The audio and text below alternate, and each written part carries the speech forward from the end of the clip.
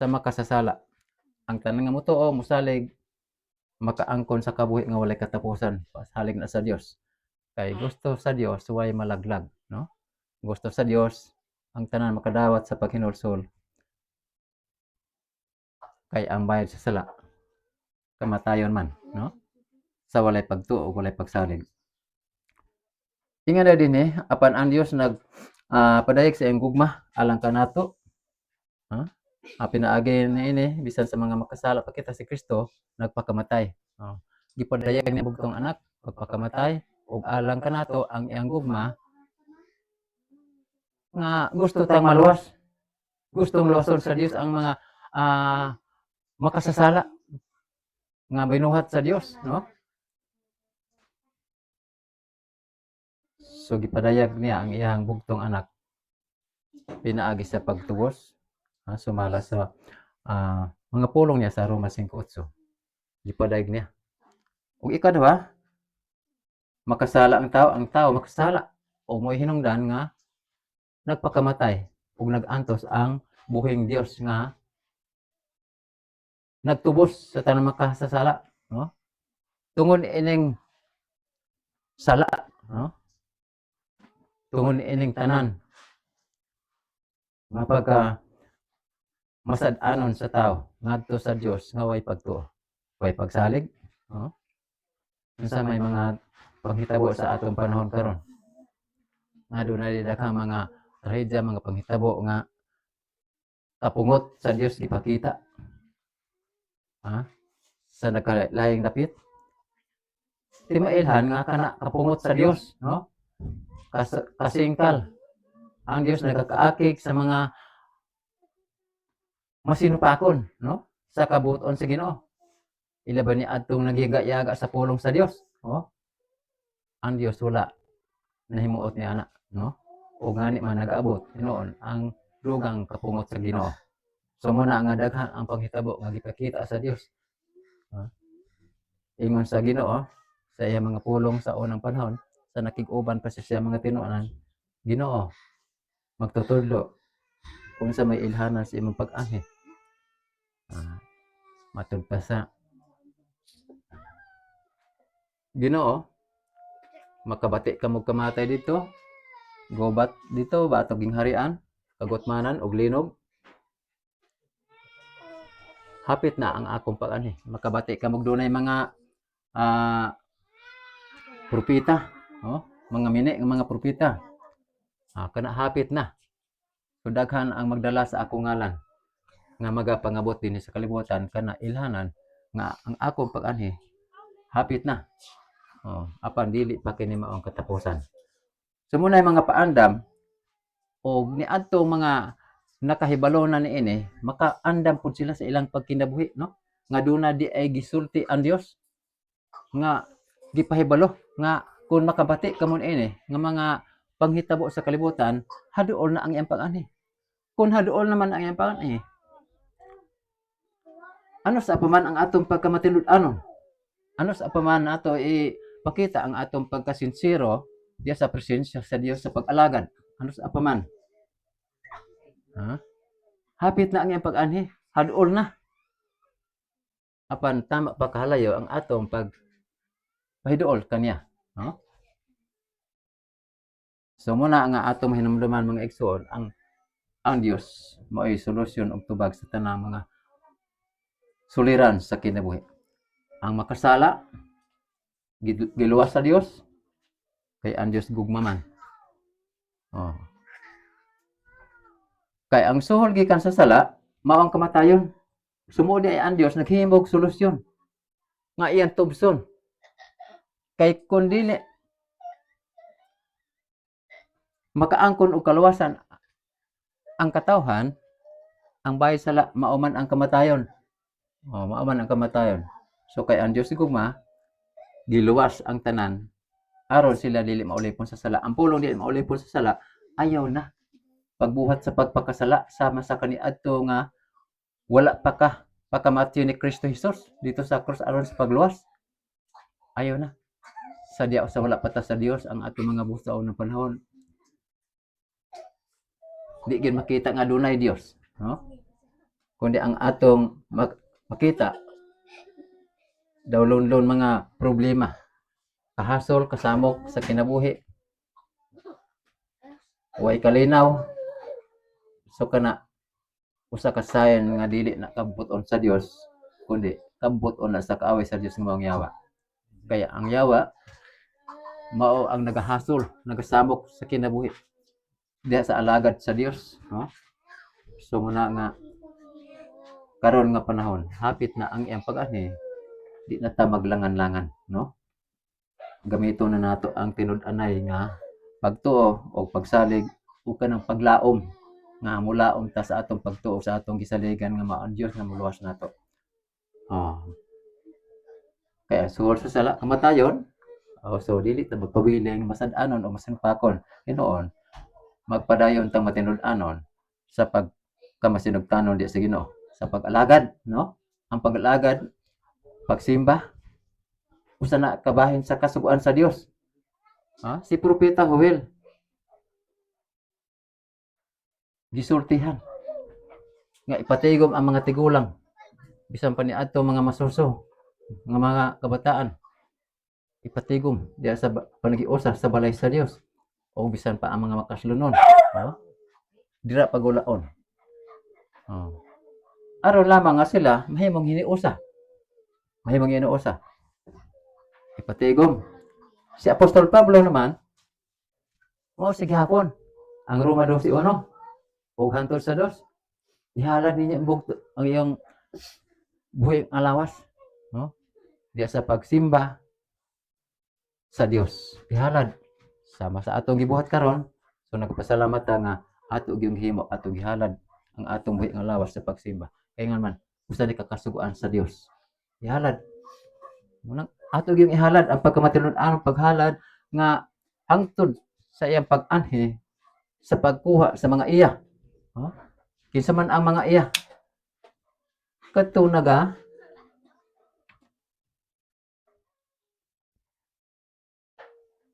alagad sa Dios, Ang mga alagad sa Dios mo man ang isip sa Ginoong katawhan sa Dios. So kung kita katawhan sa Dios, ingon sa Juan 10:28, kung imo siyang dawaton og tuwaan may isang saad kanimo kanako kanang kinabuhing walay katapusan. Kay doon na tay pagtuo ug ato siyang gidawat ug kining hamili nga kabuhi nga gisaad sa Dios way katapusan, maangko na sa matag usa. Ug ang mga anaa kang Kristo dili na hinukman sa silot sumara sa Roma 5:8 o 1. Dili na hinukman. Ang mana sa mga kamot sa Dios dili na maagaw sa kaaway sa Dios. Wa na daw ta makailog gikan sa kamot sa Dios, Sumon ay bintaha kung naa ka sa Dios. Dining atong panahon karon, atong paningkamutan ang pagkamatinud-anon nga pagtuo nga kanang dili ta mahimulag diya sa presensya sa Dios. Ug dili ta maagaw gikan sa iyang kamot, nga ato siyang tuohan nga magahari sa atong tagsa ka mga kasing-kasing. Kay kining atong lawas manggod mga igsoon sumara sa Biblia sa 1 Corinto 3:16, templo kini sa Dios puy-anan. So kung walay Kristo ang kinabuhi kinsa may mopuyo niini. Ang uban ato masinati nga dunay kinabuhi nga gigamhan sa daotang espiritu. Ug diha gani nga pag-awson kana pinaagi sa mga mainampuon mugawas sila og mangita kapuy-an. Apan kon ang ilang gihalinan og pagbalik nila hawan ra gihapon, mubalik gihapon sila sa pagpuyo niini. Kay nga naman ang malaot nga espiritu mangita man si iyang puy-anan. Pero kung si Kristo ang maghari sa atong kasing-kasing, way luna ang malaot nga espiritu nga mosulod diha nimo. Kay nga naman ang espiritu sa Dios maoy nagahari sa atong kasing-kasing ug naga-drive, ug asta ta paingon ug usay ato ang buhaton. Ang Dios kanunay mo atong giya, no? Siya mo ang ga-drive nato. So kung ang Dios mo ga-drive nato, way problema. Way tayo angin kabalak-an. Naata sa ginatawag pagkontento. Kini pagkontento mga igsoon usan nga makapalig-on pusa sa kusa. Kaya ang pagkontento maharuhay kag sa maanunahan di gini malintan ang Dios. No? Ingon sa Ginoo, babag ba sa pag-alagad ang bahandi, ang biste o pagkaon? No? Dili na babag. Kung sa may makababag ay na ang kaaway sa Dios. Oh. Dili babag. So sa ato pa kung dili babag, dili nato ang ipauli ang Dios sa atong kinabuhi. Kaysa diha gibuhat nato kini sa matinud-anon nga pagbuhat, ato ning gipakita sa Ginoo ang pagpasidungog nga mao na katinuod sa atong pagtuo o pagsalig sa Dios. Dili lamang nga nakita sa tao kundi ang Dios mo atong gipakita niini. Sumala sa mga pulong paghatag ko na kaninyo ingon nga labing hinungdanon. Oh. Ang nagdawat ko usab nga si Kristo namatay og gilubong na banhaw. Sumala sa kasulatan o ang tanang may pagtuo mamatay man siya, buhion sa Diyos, adunay pagkabanhaw. Ulahan ang mga namatay kang Kristo, pagkabanhaw sila adunay Kristo, apan ang mga namatay kay Kristo, pagkabanhaw gyapon sila. Nga wala po kay Kristo. Asa man sila ibutang kun wala sila Kristo nga binanhaw. Dito sa pag-antos way katapusan, no? Apan ang mga matarong nga banhawon sa Ginoo, no? Dito sa kabuhi nga dayon, wa na'y katapusan o makig-uban diya sa Dios sa ihang giandam nga puy-anan dito sa langit, no? Dili hinimo og mga kamot. So mo na ang atong paglaom ining atong kapanahonan sa grasya. Ikaw pat mahimong maluwas ang tanan. O so mo nga atong mga puntos nga atong mahimong maluwas ang tanan. Mato pa ni tan-aw nagatindog ako sa pultahan. Ang sulti sa pulong sa Dios nagapanuktok siya. Karon diya sa imong pungkanan sa imong kasing-kasing nagapanuktok siya. Ug mato pa niya ang bisan kinsa nga moable kanya mosulod ako. Atong sinati mga igsoon, kung ang atong kinabuhi wala pa ni kapoy og Kristo, kinahanglan na ining dapita, ining panahon na, ining orasa, ato siya nga hatagan og panahon nga makahari siya o makapuy sa atong kasing-kasing. Ha? Ato siya pasudlon ug ato siya dawaton. Nga Ginoo, ikaw mo ako ang parion sa akong kasing-kasing. Kung wala ikaw, wala ko'y mahimo, Ginoo. So atong himo ning ana, no? Ang Dios nagapanuktok. Ang bisan kinsa nga moable kanya mosulod ako sumala sa Pinadeg 3:20. Kung mosulod siya, muna'y kahigayunan nga ang Dios maghari sa atong kasing-kasing ug drive, no, sa tanan natong pagabuhaton. Kung siya na gani ang maghari sa atong kasing-kasing, so makita nato ang pamuhat sa Ginoo sa atong kinabuhi nga dili na basta-basta nga kinabuhi nga naa ka sa Ginoo, no? Nga mabasa sa tanan nga ikaw anak gyud ka sa Ginoo. Kay bisan maipon pa ka sa kadaghanan, apan mailhan gyud ang alagad sa Dios. Kuy og sa mutya pa magsidlak bisan ipon pa sa balas. O mailhan gyud ang mutya. O nagasidlak kay nga man ang kalibutan dili naman makakontento nimo. Kay matud pa sa iyang mga pulong sa unang panahon wala pa si Kristo sa akong kinbuhi taga-diha ko, pero karon ang nasa Dios dili na ko taga-diha. Oh, una ingon sa Ginoo panggawas kamo gikan dinha. So ingon sa Dios kung naa pa ka diha anang mga butanga anang kinabuhi panggawas. Sa ato pa aron makaikyas mugawas ta diha. Asa man ta paingon kung mugawas ta diha sa presensya sa Ginoo sa pagpangalagad o pagkamasinugtanon sa pulong sa Ginoo. Kay diha na ana may kadaugan ta diha sa Ginoo. Mamatay man tag sa mabuhi, kadaugan ang kamatayan kadaugan sa mga tao nga dunay Kristo. Apan kung ang tao ay Kristo sa kinabuhi, ang kamatayon kalaglagan. Kaya nga naman, bisan makasasala ka, banhawon ka sa Ginoo, apan diin ka ibutang.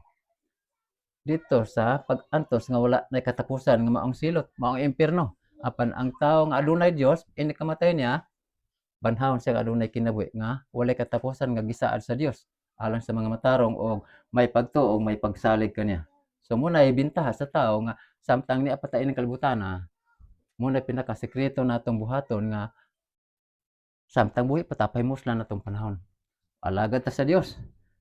Karon ug ugma, karong gabi wala ta kabalo nga basi kuhaon ta sa Ginoo basi sunod semana wala na ta, gikuha na ta sa Ginoo. Ang kamatayon dili mo ila sa tambok og niwang. Dili mo ila kung moabot na si Mister Kamatayon. Unya wala pa ka sa Ginoo.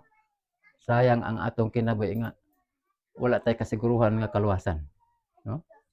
Sayang kaayo nga nasakpan ta sa kamatayon nga wala ta diha sa Dios. Wala ta diha sa pagkinabuhi nga nag-alagad sa Ginoo. Pero kung namatay ta nga naa ta sa pag-alagad sa Ginoo, way problema ang kinabuhi kay nga naman nasakpan kita sa pagbalik sa Ginoo, naa ta sa presensya sa Ginoo. Oh, naa ta. So ang kamatayon kadaugan. Ingon sa Filipos 1:21. Na kadaugan ang kamatayon. Oh. Apan sayang kung namatay kang walay Dios, kay banhawon ka dito sa kalaglagan o katalagman, silot nga way katapusan. So munay ato ang una-unaon nga importante di ay nga naa ta sa Dios. Di ta magpakawalag paglaom mga igsoon. Ang pagkinabuhi nga Dios noon mo na pinakamaayo nga buhat, no? Kung maayo man ang tanan natong gibuhat, mas maayo gid ang naa sa Ginoo. No? Kay ang tanan natong gibuhat dinhi sa kalibutan pagtagbaw sa atong pangibog ug sa atong panginahanglan apan matud pa sa pulong sa Ginoo. Bisan maangkon nimong tibuok kalibutan. Apan kung mapildi ang imong kalag dito sa impyerno, dili ni magpulos nimo. Daghang mga adunahan, daghang mga dato nga matay karong panahon na. Wala sila nagdala. Pila ra ang ilang gidala. Dako sila mga yuta usa ra kadupa ilang gidala. Oh. Wala sila kadalag dagkong mga bahandi, no? So sayang kaayo. Una nga atong pag-alagad sa Ginoo usa ka maayong buhat nga atong himuon kay ang pag-alagad sa Ginoo munay bahandi nga atong gitigom dito sa langit. Ang pag-alagad, pagsunod sa kabuton sa Ginoo usa na ka bahandi nga giisip sa Ginoo nga atong gitigom dito sa langit dili dinhi sa yuta, no? So muna nga bahandianon ni nga mga butang ang gihimo sa mga magtutuo sa Dios nga kanunay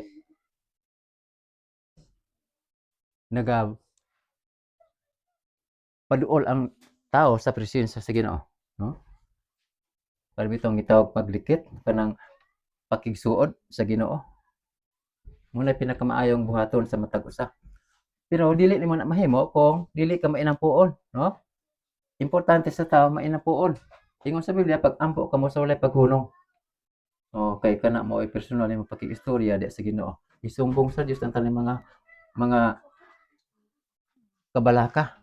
O kay ang Dios may kahangawa alang di kanimo og dili ka pasagdan.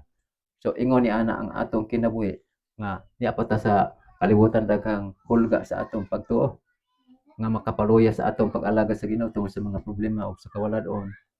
Ingon ni ana kabalaka apan ingon sa Ginoo ihangyo sa Dios kay ang Dios mao ituburan sa tanang panalangin ug nagaandam sa mga kinahanglanon. Muna nga dili ta pasagdan sa Ginoo.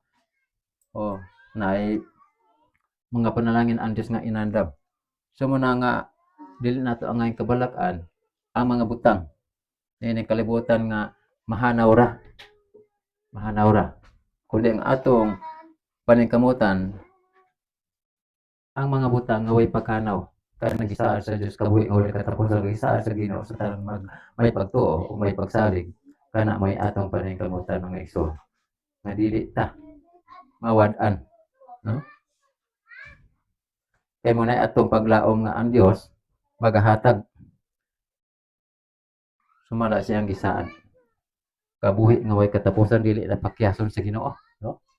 Ang Dios dili mo pakyas, dili sa magtawo nga magsaad apan dili di ay tumanon, no? Apan ang Dios ug musulti ang Dios dili bakakon. So muna nga angay nato ang Dios tuuhan ug saligan siya. kay siya mao ang solusyon sa tanang mga suliran, mga problema o kawalad-on. Ang Dios ang tuburan sa panalangin wa man tay ato wa tay mahimo kon wala ang Dios.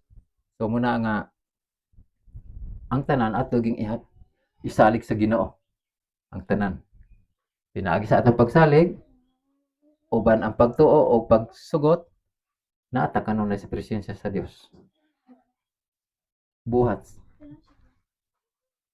sa katumanan sa pagsugot sa Ginoo. Naata sa presensya kanunay sa Ginoo. Buhat nga suod natong higala ang Dios. Konfesyon ra nga ang Dios mosulti nato sa may atong buhaton. Pagbasa, pagtuon sa pulong sa Ginoo, pagbasa kinahanglan kita ay hinigaban nga maong pulong sa Ginoo. Hinagiban. Kay kini mo imuhatag kanato og pamaagi nga di ta mahikalamot sa Ginoo og tudloan ta. Kaysa da magabasa ka kuno na kay problema, mawala, no? Kay gitudloan ka. Apa kung dili ka mobasa, unsa may kay baluan nimo nga gitudloan ka, gitambagan ka, kay wa man ka nagbasa. Magapadayon ang problema sa imong kinabuhi kay wa ka man natudloi. Pero kung may Biblia ka, kag nagbasa ka, kung doon na kay mga problema, natudloan ka. Sama ra gud sa atong pagsimba. Ang tanang gihimo sa simbahan, pagtambag Sunday school o mensahe, course na tambag. Kaya nga naman sa Biblia man ta nagkuha sa iyang mga pulong. Ituluan ang tanan. Importante ang pagpamati, sumala sa Roma 17. Kaya magat pamati sa pulong sino, mag-abot ang iyong pagtuo, pinag-isang pamitan. Pero kung di ka mamati, kung saan ni pagtuo, kayo makakalungog. Kung di po ka magbasa, kung saan po niyong pagkaibalo, ang po kakatuon. So, ingon ni Ana, gamit ang tanan, diya sa maayong buhat, diya ka ang Kristo sa pag-alagad. Okay no, diya ako tubra ang atong mga mubong misaya, itong balik sa MC.